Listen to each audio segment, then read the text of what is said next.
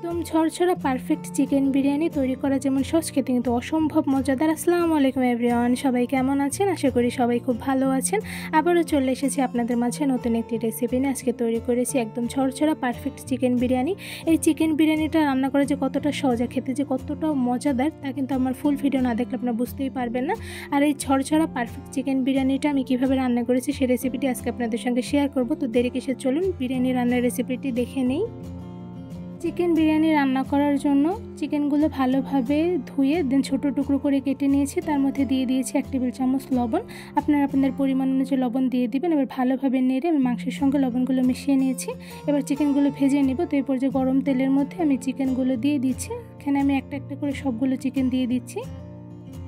এবার চিকেনগুলো কিন্তু একটা সাইড হালকা ব্রাউন কালার চলে এসেছে। তো এই পর্যায়ে আমি চিকেনগুলো উল্টে নিচ্ছি। যেহেতু চিকেন বিরিয়ানি রান্না করব তাই চিকেনগুলো মিডিয়াম আছে আমি হালকা ব্রাউন কালার করে ভেজে নেব। তো এই পর্যায়ে চিকেনগুলো উল্টে নেওয়া হয়ে গিয়েছে। এবার কিছুক্ষণ সময় নিয়ে চিকেনগুলো ভালোভাবে ভেজে নেব।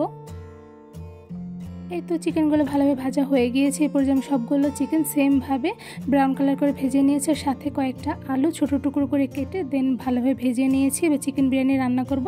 তো এই পর্যায়ে একটি প্যানে দিয়ে দিলাম পরিমাণ অনুযায়ী তেল। তার মধ্যে দিয়ে দিচ্ছি পেঁয়াজ কুচি। এখানে আমি 1 কাপের বেশি পেঁয়াজ কুচি দিয়ে দিয়েছি। এবার পেঁয়াজগুলো একটু নেড়ে নিয়েছি আর পেঁয়াজগুলো হালকা কালার করে একটু ভেজে নিব। কিছুক্ষণ পেঁয়াজগুলো ভালোভাবে ভেজে নিয়েছি। এবার পেঁয়াজগুলোর মধ্যে আমি এক এক করে সব ধরনের মশলা দিয়ে দিব। পর্যায়ে পেঁয়াজের মধ্যে দিয়ে দিচ্ছি রসুন বাটা 1 টেবিল চামচ, আদা বাটা 1 টেবিল চামচ, জিরা গুঁড়া 1 টেবিল চামচ, সাথে দিয়ে দিচ্ছি পেঁয়াজ বাটা 1 টেবিল চামচ, লাল মরিচের গুঁড়া 1 টেবিল চামচ। এবার ভালোভাবে নেড়ে পেঁয়াজের সঙ্গে সবগুলো মশলা মিশিয়ে নিব।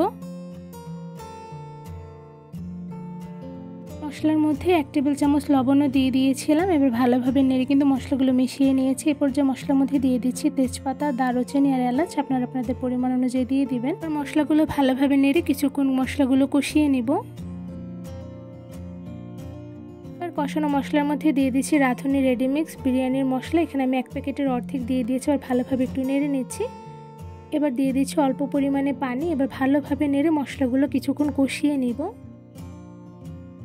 এই মশলাগুলো কিছুক্ষণ ভালোভাবে কষিয়ে নেওয়ার জন্য কিন্তু বিরিয়ানির টেস্টটা দ্বিগুণ বেড়ে যাবে।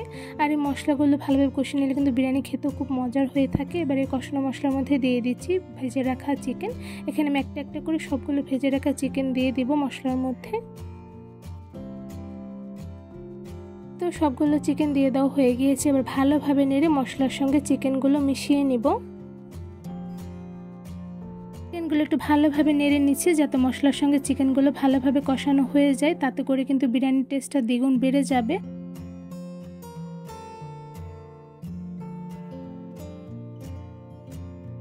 তো বেশ কিছুটা সময় নিয়ে মশলার সঙ্গে চিকেনগুলো কষিয়ে নিয়েছি। এ পর্যায়ে কিন্তু মশলার সঙ্গে চিকেনগুলো ভালোভাবে কষানো হয়ে গিয়েছে। এবার চিকেনের মধ্যে দিয়ে দিচ্ছি গরুর লিকুইড দুধ। এখানে আমি 3 কাপ পরিমাণ গরুর লিকুইড দুধ দিয়ে দিয়েছি। এবার ভালোভাবে নেড়ে নিচ্ছি। এবার চিকেনের মধ্যে আরও 1 কাপ গরুর লিকুইড দুধ আমি অ্যাড করে দিয়েছি। আজকের বিরিয়ানি রান্না করাতে আমি কোনো প্রকার এক্সট্রা পানি ইউজ করব না, সম্পূর্ণ বিরিয়ানিটা আমি দুধ দিয়ে রান্না করব। তো এই পর্যায়ে আমি কিছুক্ষণ ভালোভাবে জাল দিয়ে চিকেনগুলো রান্না করে নিচ্ছি। যেহেতু আমি চিকেনগুলো হালকা ব্রাউন কালার করে ভেজে নিয়েছি তাই চিকেন সেদ্ধ হতে কিন্তু খুব একটা বেশি সময় লাগবে না। তো এই পর্যায়ে আমি ভালোভাবে চুলার আঁচ মিডিয়ামে রেখে চিকেনগুলো রান্না করে নিব। চিকেনগুলো অনেকটাই সেদ্ধ হয়ে গিয়েছে। তো এই পর্যায়ে আর কিছুক্ষণ চিকেনগুলো রান্না করে নিব। আর চিকেনের মধ্যে দিয়ে দিচ্ছি পোলাওর চাল। এবার ভালোভাবে নেড়ে চিকেনের সঙ্গে পোলাওর চালগুলো মিশিয়ে নেব। এখানে চিনি গুঁড়া পোলাওর চাল নিয়ে নিয়েছি 3 কাপ। দেন ভালোভাবে পোলাওর চালগুলো ধুয়ে পানিগুলো ঝরিয়ে নিয়েছি। বিরিয়ানি রান্না করার সময় পোলাওর চালগুলো ধুয়ে দেন পানিগুলো ভালোভাবে ঝরিয়ে নিলে কিন্তু বিরিয়ানিগুলো খুব ঝরঝরা হয়। আর এই দিকে চিকেনের সঙ্গে ভালোভাবে পোলার চালগুলো নেড়ে মিশিয়ে নিয়েছি। এবার বিরিয়ানির মধ্যে দিয়ে দিচ্ছি ভেজে রাখা আলু। এখানে আমি সবগুলো ভেজে রাখা আলু দিয়ে দিয়েছি। আর সাথে দিয়ে দিচ্ছি সেই বিরিয়ানির অর্ধেক প্যাকেটের মশলা। এবার ভালোভাবে নেড়ে বিরিয়ানির সঙ্গে মশলাগুলো মিশিয়ে নিব।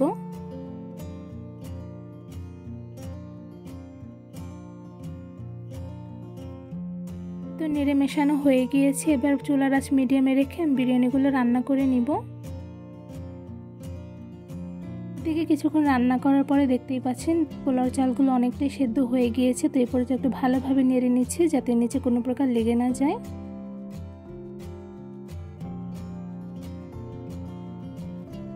এই তো ভালোভাবে নেড়ে নেওয়া হয়ে গিয়েছে। এবার 5 থেকে 10 মিনিটের মতন বিরিয়ানিগুলো হালকা মিডিয়াম আঁচে রান্না করে নিব।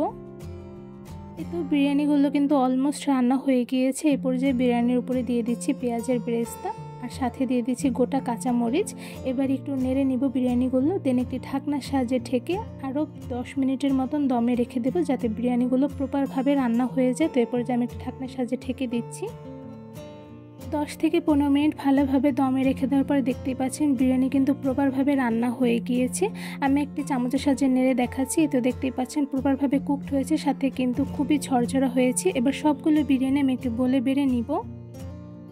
এই তো খুব সহজেই তৈরি করে ফেলেছি একদম ঝরঝরা পারফেক্ট চিকেন বিরিয়ানি।